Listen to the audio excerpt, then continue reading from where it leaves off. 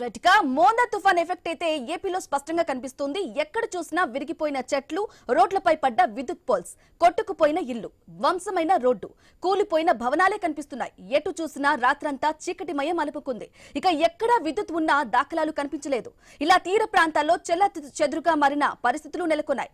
ఇలా మోందా తుఫాన్ ఎఫెక్ట్ తో ఏపీలోని తీర ప్రాంతాలు చిగురుటాకులా వణికిపోతున్నాయి. రైట్, ఇక జిల్లాల వారీగా మోందా తుఫాన్ ఎఫెక్ట్ ఏ విధంగా ఉందో కంప్లీట్ డీటెయిల్స్, లేటెస్ట్ అప్డేట్స్ అందించడానికి మా కొలీగ్ ఆశా మరిన్ని వివరాలు అందిస్తారు. Asha, good afternoon, over to you Asha. Brahmani, మీరు చెప్పిన విధంగా నిన్నటి నుంచి మనం మోంతా తుఫాన్ ఎఫెక్ట్ కి సంబంధించి ఏదైతే తీరం దాటక ముందు ఏం జరిగింది, ఏం జరగబోతోంది అనేది చెప్పాం. ఇప్పుడు తీరం దాటిన తర్వాత ప్రెసెంట్ కండిషన్ ఏంటనేది కూడా మనం క్లియర్ కట్ గా వివరిస్తున్నాం. దీనికి సంబంధించి ఆయా జిల్లాల్లో మన ప్రతినిధులు మినిట్ టు మినిట్ అప్డేట్ కూడా అందిస్తున్నారు. ఏదైతే మోంతా తుఫాన్ దీనికి సంబంధించి ఎఫెక్ట్ ఉంటుంది, అతి భారీ తుఫాన్ గా మారుతోంది. భారీ వర్షాలు, అతి భారీ వర్షాలు, అత్యంత భారీ వర్షాలుగా ఈ తుఫాన్ అనేది ఎఫెక్ట్ చూపిస్తుందని ఏదైతే మనం చెప్పుకున్నామో దానికి సంబంధించి క్లియర్ కట్ గా మనకి అదే ఎఫెక్ట్ కనిపించింది. చాలా జిల్లాల్లో ఈ ఎఫెక్ట్ అనేది మనం చూస్తున్నాం. రామ్ని, thanks for the update. Yes, మన ఆయా జిల్లాల్లో ఎటువంటి ఎఫెక్ట్ ఉంది, ఏ విధమైన విధ్వంసం సృష్టించిందని మనం తెలుసుకుందాం. ఎస్, మెయిన్ గా ఏదైతే కాకినాడ తీరంలో, ఉప్పాడ తీరంలో ఈ మోంతా తుఫాన్ తీరం దాటుతుంది అనుకున్నారు. 90 నుంచి 120 కిలోమీటర్ల వేగంతో గాలులు వీచాయి. ఈ ఎఫెక్ట్ కి కోనసీమ అనగానే మనకి సాధారణంగా గుర్తుకొచ్చే కొబ్బరి చెట్లు కూడా నేలమట్టం అయిపోయినటువంటి సిచ్యువేషన్. అంతేకాదు విద్యుత్ స్తంభాలు కూడా నేల కూలిపోయినటువంటి సిచ్యువేషన్ మనకు కనిపించింది. ఎక్కడికక్కడ రోడ్లు ధ్వంసం అయిపోయాయి, పంట నష్టపోయారు రైతులు. తీవ్ర నష్టంతో ఇంట్లో నుంచి బయటకు రాలేనటువంటి కండిషన్. విద్యుత్ లేదు, రాత్రులు కూడా పవర్ లేకుండా, అంటే విద్యుత్ లేకుండానే అక్కడ ప్రజలు నివాసాలు ఉండాల్సి వచ్చింది. పునరావాస కేంద్రాల్లో కూడా ఏదైతే ఎఫెక్ట్ ఉండకూడదు అని చెప్పి ఏపీ ప్రభుత్వం ముందుగానే అలర్ట్ అయిందో పునరావాస కేంద్రాలు తరలించారు. ఆ పునరావాస కేంద్రాల్లో 1,00,000 మంది ఇంకా అక్కడే ఉన్నారు. ఎందుకంటే ఇంకా పరిస్థితులు సర్దుబాటు కాలేదు. ఆ వర్షపు నీరు ఇంకా కొనసాగుతోంది. ఈ రోజంతా కూడా ఈ ఎఫెక్ట్ ఉంటుందని చెప్తున్నారు. కాబట్టి ఐఎండీ అధికారులు దానికి తగ్గ చర్యలు తీసుకుంటున్నారు. డిప్యూటీ సీఎం పవన్ కళ్యాణ్ కూడా వీడియో కాన్ఫరెన్స్ లో మాట్లాడుతున్నారు. ఎవరిని ఎక్కడ పునరావాస కేంద్రాల్లో ఉన్న వారిని అక్కడే ఉంచడం చెప్తున్నారు. సో ఇంకా స్టిల్ నా ఇది కంటిన్యూ అవుతోంది. ఈ ఎఫెక్ట్ తీరం దాటిన తర్వాత ఇంకో మరో 24 గంటలు ఉంటుంది మనం చెప్పాం. అయితే ఐకి సంబంధించి, వాల్కి సంబంధించి ఆ వాయుగుండం అనేది తీవ్ర తుఫాన్ గా మారిన తర్వాత ఈ విండ్ వేవ్స్ ఇవన్నీ నేను మాట్లాడుకున్నాం కదా. ఈ వాయుగుండం, ఈ తుఫాన్ తీరం దాటిన తర్వాత సృష్టించినటువంటి విలయం ఇంకొక 24 గంటల పాటు మనకి ఎఫెక్ట్ ఉంటుంది. కాబట్టి దానికి సంబంధించే ఆ ఎఫెక్ట్ మనం మార్నింగ్ నుంచి చూస్తున్నాం. ఓన్లీ ఏపీయే కాదు, తెలంగాణలో ఏదైతే ఏపీకి అనుకున్నటువంటి పలు జిల్లాల్లో కూడా పూర్తిగా దీని ఎఫెక్ట్ కనిపించింది. కరెంట్ స్తంభాలు పడిపోయాయి, చెట్లు విరిగిపోయి నేల మీద పడిపోయినటువంటి సిచ్యువేషన్, పంటలు పూర్తిగా ధ్వంసమైన సిచ్యువేషన్ మనం క్లియర్ గా స్క్రీన్ లో కూడా చూస్తున్నాం. భారీ వృక్షాలు నేల కొరిగితే అదే వర్షంలో, అదే అర్ధరాత్రి టైంలో ఎక్కడికక్కడ ఆ చెట్లను నరికి ఆ ట్రాఫిక్ అంతరాయం లేకుండా అక్కడికి వెళ్ళేటువంటి పాదచారులకు కానీ వాహనదారులకు కానీ ఇబ్బంది పడకుండా ఎక్కడికక్కడ చర్యలు తీసుకున్నారు. మొదటి నుంచి సర్కార్ ఎన్ని చర్యలు తీసుకున్నప్పటికీ కూడా కొంత విలయం అయితే సృష్టించిందని చెప్పొచ్చు. ఆ ప్రాణ నష్టాన్ని జరగకుండా నివారించిన ఆస్తి నష్టం మాత్రం భారీగానే జరిగినట్టుగా తెలుస్తోంది. దీనికి సంబంధించి మనం నిన్నటి నుంచి చూస్తున్నాం. ప్రజెంట్ వైజాగ్ సంబంధించి సిచ్యువేషన్ ఏ విధంగా ఉందో కూడా కనుక్కుందాం. ఎస్, మా ప్రతినిధి రాజు సిద్ధంగా ఉన్నారు. రైట్ రాజు, నిన్నటి నుంచి మనం చూస్తున్నాం, మినిట్ టు మినిట్ అప్డేట్ అందిస్తున్నాం. మోంతా తుఫాన్ సంబంధించి అవేర్నెస్ తీసుకొస్తున్నాం. ఏ టైంలో, ఏ ప్రాంతంలో, ఏ జిల్లాలో ఎఫెక్ట్ ఉంటుంది, ఏ స్థాయిలో వర్షాలు వస్తాయి, ఏ స్థాయిలో ఈదురుగాలు వస్తాయనేది కూడా క్లియర్ కట్ గా మనం చెప్పడం జరిగింది. సో తీరం దాటింది, కానీ తీరం దాటిన 24 గంటల వరకు కూడా ఎఫెక్ట్ ఉంటుంది అంటున్నారు. ప్రెసెంట్ సిచ్యువేషన్ ఏంటి? ఎక్కడికక్కడ విద్యుత్ స్తంభాలు నేల కురిగినట్టు తెలుస్తోంది, చెట్లు విరిగిపోయినట్టుగా తెలుస్తోంది. విద్యుత్ ఇంకా ఇప్పటికీ రాలేదు, అదే చీకట్లో మగ్గుతున్నట్టు తెలుస్తోంది. ఇంట్లో నుంచి బయటికి రాని కండిషన్. ప్రెసెంట్ సిచ్యువేషన్ ఏంటి? ఎప్పటికి మళ్ళీ నార్మల్ అయ్యే పరిస్థితి కనిపిస్తోంది? ఏదైతే మోంతా తుఫాను అనుకున్న స్థాయి కన్నా కూడా ఎక్కువ బేభత్సాన్ని సృష్టించిందని చెప్పుకోవచ్చు. ఒకవైపు రాష్ట్ర ప్రభుత్వం గత 3 రోజులుగా కూడా రాష్ట్రంలో ఉన్నటువంటి అన్ని జిల్లాల అధికారులని అప్రమత్తం చేసినప్పటికీ కూడా ప్రకృతి విపత్తిని ఆపడం తరం కాదు అనేది మరోసారి రుజువైంది. ప్రకృతి ప్రకోపానికైతే ప్రతి ఒక్కరు గురి కావాల్సింది అనేది అయితే ఈ మోంతా తుఫాను మరోసారి రుజువు చేసిందని చెప్పుకోవాలి. ముఖ్యంగా చూసుకుంటే ఉత్తరాంధ్రలో దీని ప్రభావం చాలా ఎక్కువగా కనిపించింది. ఎందుకంటే పశ్చిమ గోదావరి జిల్లా నర్సన్నపేట దగ్గర ఏదైతే తుఫాన్ తీరం దాటిందో అప్పటి నుంచి కూడా అటు శ్రీకాకుళం దగ్గర నుంచి ఉన్నటువంటి తీర ప్రాంత జిల్లాలన్నింటి మీద దీని ప్రభావం అయితే చాలా తీవ్రంగా పడిందని చెప్పుకోవచ్చు. తీరం దాటిన తర్వాత కూడా దీని ప్రభావం చాలా ఎక్కువగా కనిపిస్తుంది. ముఖ్యంగా ఉత్తరాంధ్రలో ఉన్నటువంటి విజయనగరం, శ్రీకాకుళం, అల్లూరు సీతారామరాజు, అనకాపల్లి, విశాఖపట్నం, పశ్చిమ గోదావరి, ఏలూరు వరకు కూడా దీని ప్రభావం చాలా తీవ్రంగా కనిపించింది. ముఖ్యంగా ఉత్తరాంధ్రలో విశాఖపట్నం కేంద్రంగా ఉన్నటువంటి ఉమ్మడి జిల్లాలన్నీ కూడా దీని ప్రభావానికి గురయ్యని చెప్పుకోవచ్చు. ముఖ్యంగా అల్లూరు సీతారామరాజు జిల్లాలో అయితే మరీ బీభత్సాన్ని సృష్టించింది. ఒకవైపు విజువల్స్లో మనం చూడొచ్చు, ఒక భారీ జలపాతం రోడ్డు మీదకి వచ్చిందా అన్నటువంటి అనుభూతిని కూడా కలిగిస్తూ ఒక భయానక వాతావరణం కూడా ఈ తుఫాన్ అయితే సృష్టించిందని చెప్పుకోవచ్చు. దీంతో రోడ్లు మొత్తం ఏదైతే అడ్డమైనటువంటి అరకు అందాలను వెళ్లేందుకు ఉన్నటువంటి ప్రధాన రహదారి కూడా పూర్తిగా ధ్వంసమైంది. అదే రోడ్లో ఉన్నటువంటి రైలు మార్గం కూడా ధ్వంసమైంది. భారీ వృక్షాలు నేలకూలయ్యి పంటలు కూడా నష్టానికి గురైన పరిస్థితి కనిపిస్తుంది. అయితే ఎన్ని చర్యలు తీసుకున్నా ప్రాణ నష్టం జరగకుండా అయితే అధికారులు అయితే ఆపగలిగారు. ఆస్తి నష్టాన్ని అయితే ఆపలేపారని చెప్పుకోవచ్చు. ముఖ్యంగా ఈ ఆస్తి నష్టం అంచనా వేసే పనులు అయితే అధికారులు ఉన్నారు. మరోవైపు ఏదైతే ప్రజల్ని వందల సంఖ్యలో ప్రజలను అయితే నిర్వాసిత కేంద్రాలకి, పునరావాస కేంద్రాలకి తరలించారు.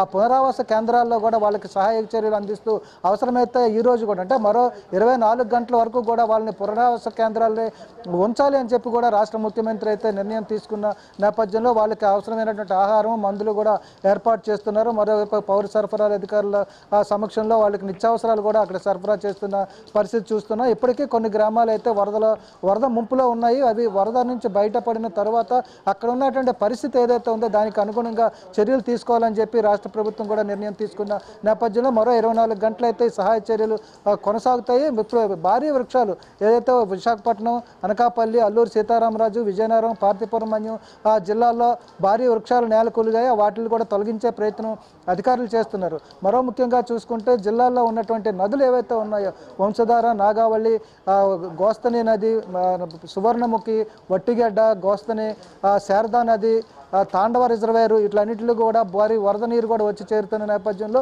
పంటలు కూడా మునిగిపోతున్న పరిస్థితి ఉంది. అందుకు దానికి అనుగుణంగా కూడా వచ్చేటువంటి ఎగువ నుంచి వచ్చేటువంటి వరద నీటిని బ్యాలెన్స్ చేస్తూ కూడా దిగువకి నీటిని కూడా విడుదల చేస్తున్నారు అధికారులు అయితే ఇరిగేషన్ అధికారులు ఎప్పటికప్పుడు చర్యలు కూడా తీసుకుంటున్నారు. ముఖ్యంగా చూసుకుంటే ప్రాణ నష్టం ఏదైతే ఉందో ప్రాణ నష్టాన్ని తగ్గించగలిగాము, ప్రాణ నష్టం లేకుండా చర్యలు తీసుకోగలిగామని చెప్పి రాష్ట్ర ప్రభుత్వం అయితే ఒక గర్వంగా చెప్పుకునే పరిస్థితి అయితే ఏర్పడుతుంది. మరోవైపు ఈదురుగాలులతో భారీ వృక్షాలు నేలకూలై విద్యుత్ స్తంభాలు కూడా వాటిని కూడా రీస్టోర్ చేసే పనులు అయితే అధికారులు పడ్డారని చెప్పుకోవచ్చు.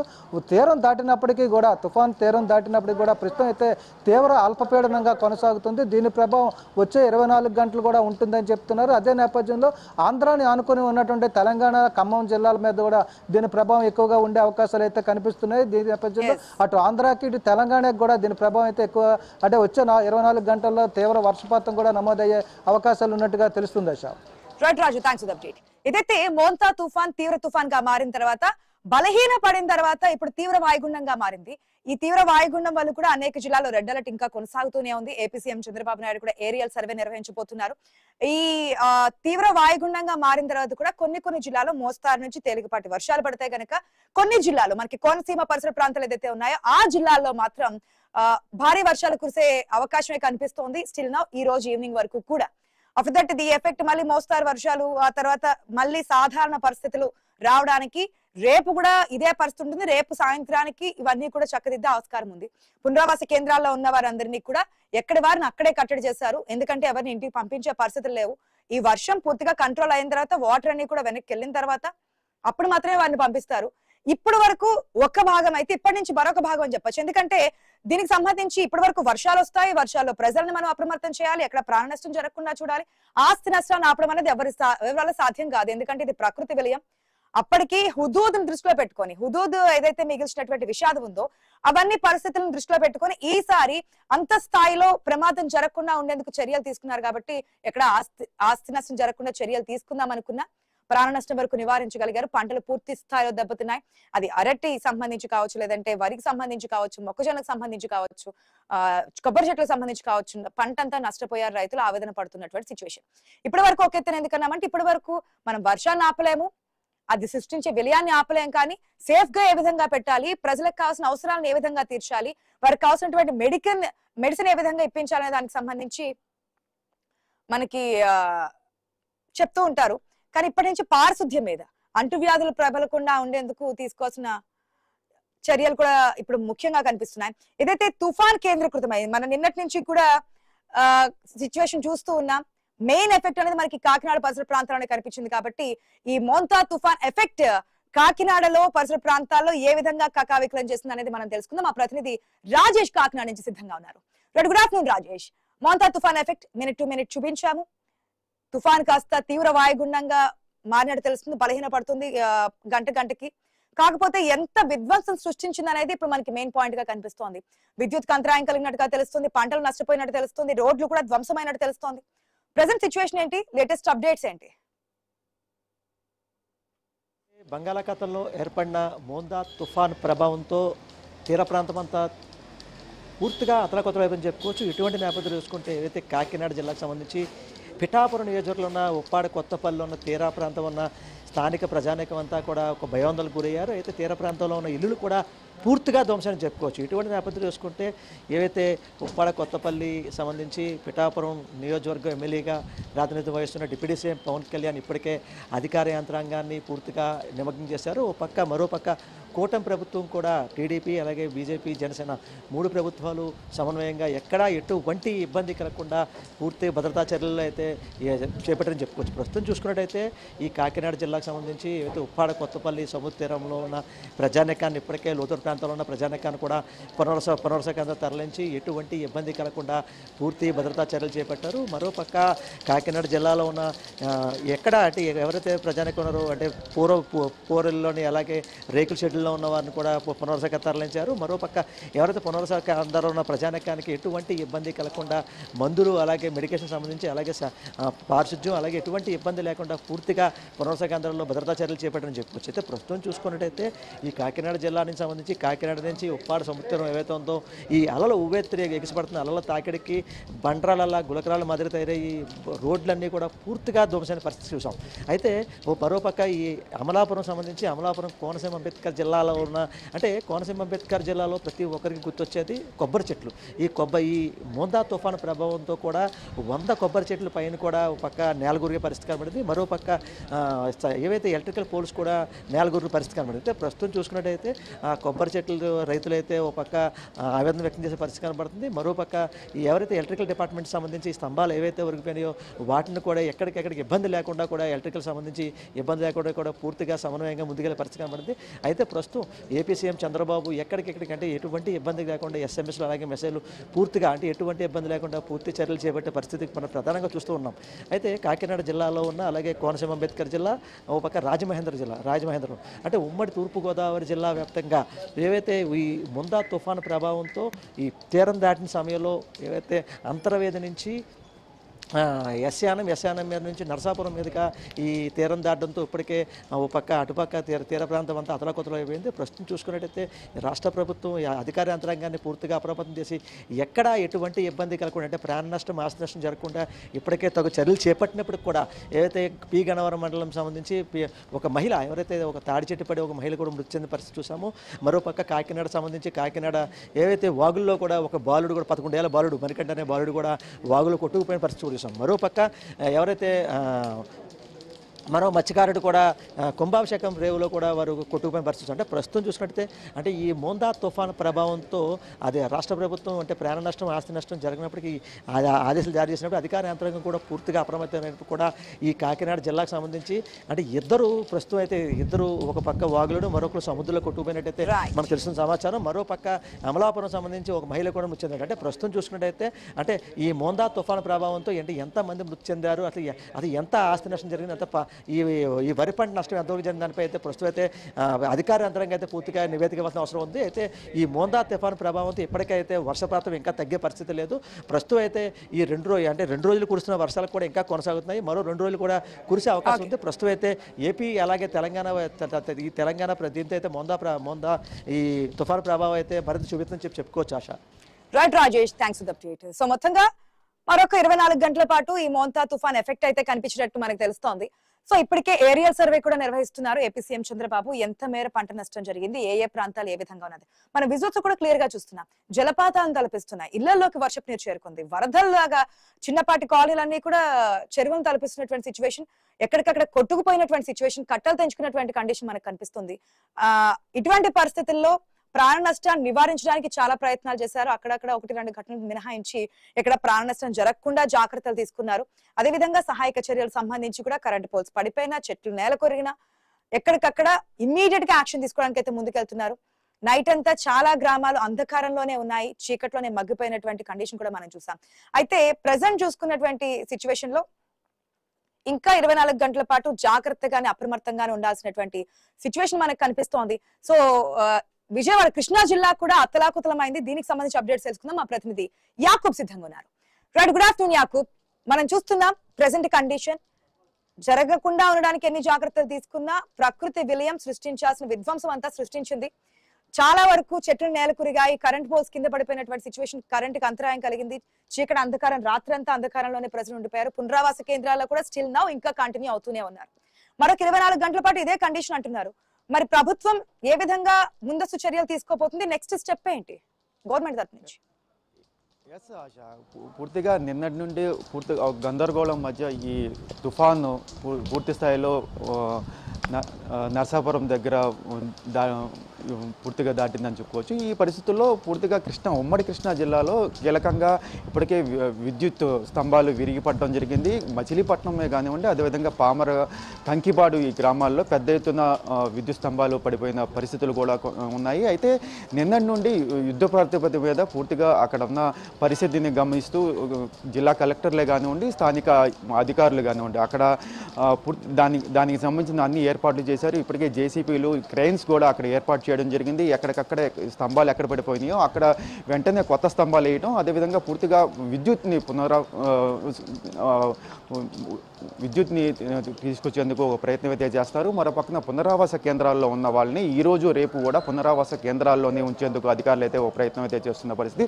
దానికి సంబంధించి పూర్తిగా అక్కడ అల్పాహారం కానీ భోజన ఏర్పాట్లు కూడా ఇప్పటికే జిల్లా కలెక్టర్తో పాటు స్థానికంగా ఉన్న మినిస్టర్ కొల్లు రవీంద్ర కూడా అక్కడ పర్యవేక్షిస్తున్న పరిస్థితి. నిన్న ఉదయం నుండి కొల్లు రవీంద్ర నియోజకవర్గాల్లో పర్యటనలు చేస్తున్నారు. అదేవిధంగా స్థానిక కలెక్టర్ బాలాజీతో పాటు కృష్ణా జిల్లా కలెక్టర్, ఎన్టీఆర్ జిల్లా కలెక్టర్ కూడా పూర్తిగా నియోజకవర్గాల్లో పర్యటన చేస్తున్న పరిస్థితి. ఎక్కడ ఎటువంటి అవాంఛనీయ ఘటనలు జరగకుండా అయితే ఒక ప్రయత్నం అయితే చేస్తున్న పరిస్థితి. ముఖ్యంగా పామర నియోజకవర్గంలో పెద్ద ఎత్తున విద్యుత్ స్తంభాలు పడిపోవడంతో అక్కడ వెంటనే ఆ విద్యుత్ స్తంభాలను తొలగించి ప్రస్తుతం అయితే అక్కడ సహాయక చర్యలు చేపడుతున్న పరిస్థితి. విద్యుత్ శాఖకు సంబంధించి పూర్తిగా అక్కడ నిమగ్నమయ్యారు. పూర్తిగా అక్కడ జేసీపీలు, అదేవిధంగా క్రెయిన్స్ ఏర్పాటు చేయడం జరిగింది. సుమారుగా 15 నుండి 20 విద్యుత్ స్తంభాలు పడిపోయిన పరిస్థితి ఉంది. గత రాత్రి కూడా చూసుకుంటే మచిలీపట్నం బీచ్ రోడ్లో సుమారుగా 15 చెట్లు పైన కూడా పడిపోయిన పరిస్థితి. ఈరోజు ఉదయం కూడా అదే పరిస్థితి కొనసాగిందని కూడా చెప్పుకోవచ్చు. ఏదేమటికి ఎక్కడ ఏం జరిగినా సరే వితిన్ 15 మినిట్స్లో అక్కడ ఎన్డీఆర్ఎఫ్ దళాలే కానివ్వండి, అదేవిధంగా స్థానిక పోలీసులే కానివ్వండి, రెవెన్యూ అధికారులే కానివ్వండి, అక్కడికి వెళ్ళడం, వెంటనే అక్కడ సహాయక కార్యక్రమాల్లో పాల్గొనడం అయితే జరుగుతున్న పరిస్థితి. ఉమ్మడి కృష్ణా జిల్లాలో ఈ ప్రభావం పెద్ద ఎత్తున కనిపిస్తుంది. ఈరోజు ఉదయం నుండి భారీ వర్షాలు కురవడంతో లోతట్టు ప్రాంతాలన్నీ జలమయం అయ్యాయని కూడా చెప్పుకోవచ్చు.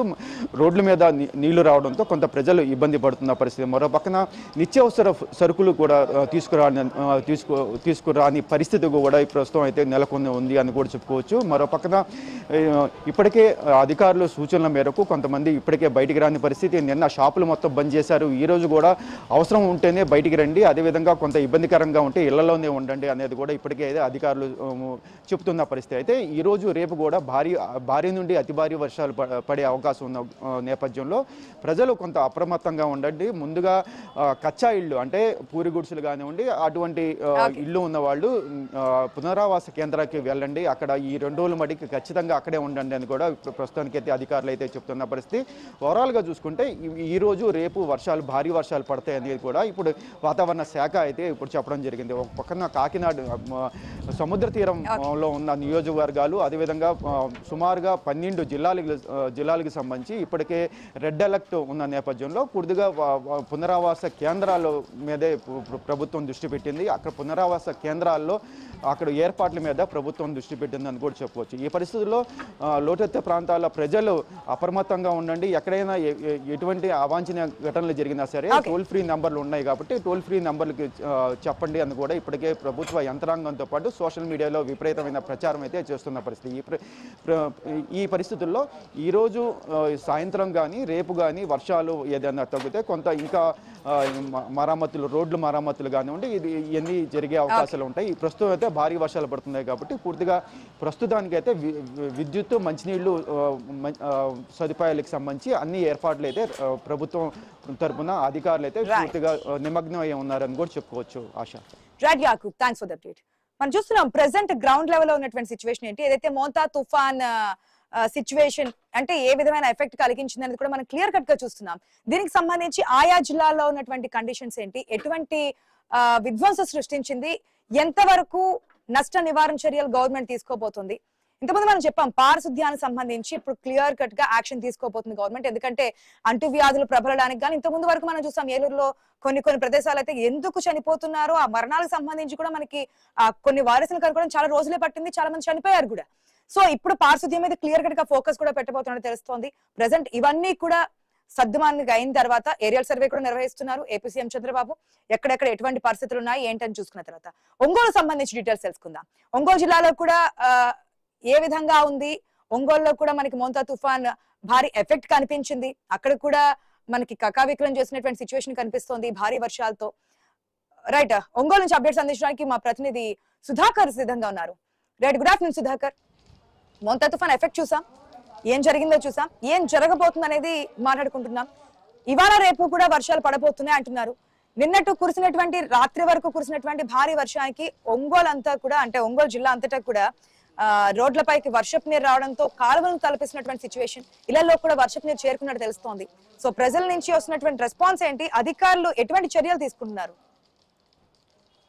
ఎస్ ఆశ, రాత్రి నుంచి కురుస్తున్న వర్షాలకు మాత్రం ప్రకాశం జిల్లా చిగురుటాకులా వణికిందని చెప్పుకోవచ్చు. ఎక్కడెక్కడైతే వాగులు వంకలు పూర్తి ఉధృతంగా ప్రవహిస్తుండటంతో ప్రకాశం జిల్లాలో మాత్రం తుఫాన్ ప్రభావం అయితే తీవ్రంగా ఉందని చెప్పుకోవచ్చు. అయితే నిన్నటి నుంచి కురుస్తున్న వర్షానికి మాత్రం ఈరోజు ప్రస్తుతానికైతే జిల్లా వ్యాప్తంగా 10 సెంటీమీటర్ల మేర అయితే వర్షపాతం అయితే నమోదైంది. అయితే ప్రధానంగా నిన్నటి నుంచి ఎక్కడైతే తీర ప్రాంత మండలాలతో పాటు ఏదైతే పశ్చిమ ప్రకాశం జిల్లాలో ఎడతెరిపిలోకి కురుస్తున్న వర్షాలకు మాత్రం జిల్లా వ్యాప్తంగా ఇటు వాగులు వంకలు అయితే పొంగి పొర్లుతున్నాయి. ముఖ్యంగా నల్లమల్ల ప్రాంతంలో ఏదైతే తీగలేరుతో పాటు దొంగల వాగు ఉధృతం ఎక్కువగా ఉండటంతో రాత్రి నుంచి అయితే దోర్నాల నుంచి శ్రీశైలం వెళ్లే వాహనాల రాకపోకలను నిలిపివేశారు. మరోవైపు ఏదైతే ఒంగోలు నుంచి కర్నూలు వెళ్లే రహదారిపై మాత్రం సొంతనూతలపాడుతో పాటు ఏదైతే చీమకుర్తి పొదిలి ప్రాంతాల్లో వాగులు ఆ ప్రాంతాల్లో వాగులు ఉధృతంగా ప్రవహిస్తుంతో మాత్రం ప్రస్తుతం అయితే ఆ ప్రాంతాల్లో అయితే ఇటు ప్రైవేటు వాహనాలతో పాటు పబ్లిక్ వాహనాలను కూడా పూర్తిగా నిలిపివేశారు. ఏదైతే పోలీసులు దగ్గరుండి ఏదైతే వాగులు వంకలు పొంగిపోలే దగ్గర పోలీసులే దగ్గరుండి మాత్రం ఇటు వాహనదారులను అయితే అనుమతిస్తున్న పరిస్థితి అయితే చూడొచ్చు. మొత్తంగా ఉమ్మడి ప్రకాశం జిల్లా వ్యాప్తంగా కురుస్తున్న ఎడతెరిపి లేని వర్షానికి మాత్రం ఎక్కడ ఎలాంటి ప్రాణ నష్టం జరగకుండా మాత్రం ఇటు పోలీసులతో పాటు జిల్లా అధికారులు మాత్రం పూర్తి చర్యలు చేపట్టారు. ఇప్పటికే ఎక్కడైతే వాగులకు గండ్లు పడిన ప్రాంతాల్లో మాత్రం ప్రత్యేక చర్యలు తీసుకుంటున్నారు. ఏదైతే వరద ముంపు గ్రామాలు మాత్రం ఎక్కడ లోతట్టు ప్రాంతాల్లో పూర్తిగా ప్రజలను అలర్ట్ చేశారు. ఇప్పటికే జిల్లా వ్యాప్తంగా అయితే ఏదైతే ముంపు ప్రభావిత ప్రాంతాల్లో పునరావాస కేంద్రాలను ఏర్పాటు చేసి ముంపు ప్రాంతాల నుంచి ప్రజలను అయితే గ్రామాలకైతే తరలించిన పరిస్థితిని చూడొచ్చు. మరోవైపు జిల్లా కలెక్టర్ రాజాబాబుతో పాటు ఏదైతే ప్రత్యేక అధికారిగా ఉన్న శశిధర్ ఎప్పటికప్పుడు అయితే జిల్లాలో తుఫాన్ పరిస్థితిని అయితే సమీక్షిస్తున్న పరిస్థితిని అయితే మనం చూడొచ్చు. అయితే ప్రకాశం జిల్లాలో అయితే గడిచిన 2 రోజులుగా మాత్రం ఏదైతే తుఫాను బేభత్సం సృష్టించిందని చెప్పుకోవచ్చు. ఈ తుఫాను ప్రభావం దాటికి ఇటు నల్లమలతో పాటు ఏదైతే తీర ప్రాంత మండలాలు సింగరాయకొండ, కొండేపి, అద్దంకి, పాకల సముద్ర తీర ప్రాంతాలు మాత్రం పూర్తిగా వరద ఉధృతికి మాత్రం గురయ్యాయి. ఈ నేపథ్యంలోని సముద్ర తీరానికి అత్యంత సమీపంలో ఉన్న చీరాల ప్రాంతంలో అయితే నిన్నటి నుంచి అయితే జిల్లాల్లోకి నీరు చేరుతున్న పరిస్థితి. మరోవైపు ఒంగోలు నగరంలో కురుస్తున్న వర్షాలకు మాత్రం అన్ని కాలనీల్లో దాదాపు మేజర్ కాలనీల్లో అయితే వరద ఉధృతి వర్షపు నీరు చేరే ఆ ప్రాంతాల్లో అయితే ప్రజలైతే తీవ్ర ఇబ్బందులు ఎదుర్కొంటున్నారు. ప్రస్తుతం అయితే జిల్లాలో ప్రజలు ఎదుర్కొంటున్న ఏదైతే ఒంగోలు ప్రాంతంలో ప్రజలు ఎదుర్కొంటున్న ఇబ్బందులు మాత్రం కలెక్టర్ దృష్టికి వెళ్ళినాయి. అయితే కలెక్టరే స్వయంగా ఆ ప్రాంతాల్లో పరిశీలించి అక్కడ సహాయక చర్యలు అయితే పూర్తిగా సహాయ చర్యలు చేపడుతున్న పరిస్థితి అయితే మనం చూడొచ్చు. అయితే ఉమ్మడి ప్రకాశం జిల్లా వ్యాప్తంగా ఇంకా 2 రోజుల పాటు ఈ తుఫాన్ ప్రభావంతో వర్షాలు కురుస్తాయని వాతావరణ శాఖ హెచ్చరించిన నేపథ్యంలో ఇప్పటికే ప్రభుత్వ పాఠశాలకు 31 వరకు సెలవులు ప్రకటించారు.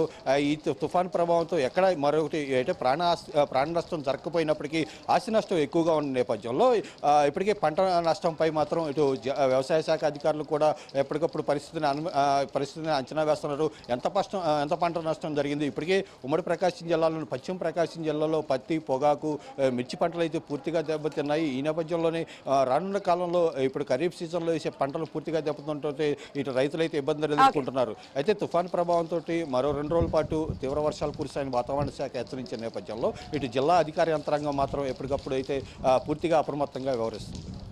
Right Sudhakar, thanks for the update. చూసాం కదా మొత్తంగా ఏ జిల్లాలో ఎటువంటి ఎఫెక్ట్ ఉందో, ఎంత నష్టాన్ని మిగిల్చింది అనేది మనకి క్లియర్ కట్ గా తెలుస్తోంది. ఆయా జిల్లాల్లో ప్రెసెంట్ ఉన్నటువంటి సిచ్యువేషన్, నిన్న మోంతా తుఫాన్ తీరం దాటక ముందు, తీరం దాటిన తర్వాత ప్రెసెంట్ ఉన్నటువంటి కండిషన్ ఏంటనేది మనం చూసాం.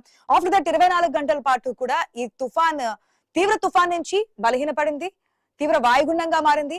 ఈ తీవ్ర వాయుగుండం కారణంగా కొన్ని జిల్లాలు ఇంకా రెడ్ అలర్ట్ కొనసాగుతుంది. కొన్ని జిల్లాల్లో మోస్తారు నుంచి భారీ వర్షాలు పడే అవకాశం ఉంది. అతి భారీ వర్షాలు కూడా కొన్ని జిల్లాల్లో పడే అవకాశం ఉంది. సో ఇంకా అయిపోయింది కదా అని చెప్పి ఎవరు ఆ మూడ్లోకి రావద్దు. ప్రెసెంట్ ఇంకా 24 గంటల పాటు వర్షాలు పడే అవకాశం ఉంది కాబట్టి అవసరమైతే తప్ప ఎవరు ఇంటి నుంచి బయటకు రాకండి. పునరావాస కేంద్రాలు ఉన్న వారిని కూడా పునరావాస కేంద్రాల్లోనే కొనసాగుతున్నటువంటి సిచ్యువేషన్ కనిపిస్తోంది. అధికారులు దానికి సంబంధించినటువంటి అన్ని జాగ్రత్త చర్యలు తీసుకుంటున్నారు. ప్రాణ నష్టం నివారించడానికి ట్రై చేస్తారు. ఆస్తి నష్టానికి సంబంధించి ఆఫ్టర్ ఏరియల్ సర్వే చేస్తున్నారు AP CM Chandrababu Naidu. Survey తర్వాత కూడా వ్యవసాయ శాఖ మంత్రితో మాట్లాడి ఆయా జిల్లాల కలెక్టర్స్ తో మాట్లాడి కూడా ఆ నష్టాన్ని భర్తీ చేయడానికి ప్రయత్నం చేస్తామని చెప్తున్నారు. సో మొత్తంగా ఇవి మోంతా తుఫాన్ కి సంబంధించి ప్రెసెంట్ వరకు ఉన్నటువంటి అప్డేట్స్ కొనసాగుతూనే ఉంటాయి. చూస్తూనే ఉండండి ఐ న్యూస్. మీతోని